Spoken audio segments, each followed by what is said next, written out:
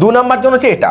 তাহলে মার্কেট নিচের দিকে আসছিল, নিচের দিকে আস্তে আস্তে মার্কেট এখানে কনসোলিডেট করছে। তাহলে আমরা কি জানি যে মার্কেট যখন একটা মোমেন্টামের পর কনসোলিডেট করে তাহলে সেই কনসোলিডেশনের দুটো রেজাল্ট হতে পারে, নয় উপরের দিকে যেতে পারে, নয় নিচের দিকে আসতে পারে।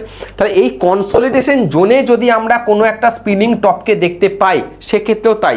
তার মানে কি এই যে কনসোলিডেশনের জোনে শেষে এসে আমি যখন স্পিনিং টপ তৈরি হচ্ছে তার মানে কি এটাও সেম ইনডিসিশনের জায়গায় আছে, এখানেও বায়ার বেশি সেলার বেশি। এবং এখানে মনে রাখতে হবে অবশ্যই ভেরি ভেরি ইম্পর্টেন্ট, সেটা হচ্ছে এখানে ভলিউম কেমন তৈরি হচ্ছে, that is very very important যে কেমন ভলিউম বার এখানে তৈরি করছে। তাহলে এই যে স্পিনিং টপ যেখানে তৈরি হচ্ছে সেখানে যদি ভলিউম বেশি হয় এবং আমরা দেখতে পাচ্ছি বায়ার এবং সেলার যে যুদ্ধ করছে সেই জায়গায় দাঁড়িয়ে তারপরে স্পিনিং টপের পরের ক্যান্ডেল কি হয়, গ্রিন হয় নাকি রেড হয়, তার উপর ডিপেন্ড করবে আমরা কোন দিকে মোমেন্টাম নেব বা এই কনসোলিডেশন ফেজটা ছেড়ে উপরের দিকে যাবে নাকি নিচের দিকে আসবে। তাহলে আমরা দুটো জোন বললাম, একটা সাপোর্ট জোন আর একটা বললাম কনসোলিডেশন জোন। এই দু জায়গাতেই কিন্তু স্পিনিং টপ কাজ করে। তাহলে এই দু জায়গাতেই স্পিনিং টপ যে কাজটা করবে তার কনফার্মেশন লাগবে আমার, সেই কনফার্মেশনের চেকলিস্ট এখানে আছে যে কি কি কনফার্মেশন আমি দেখবো।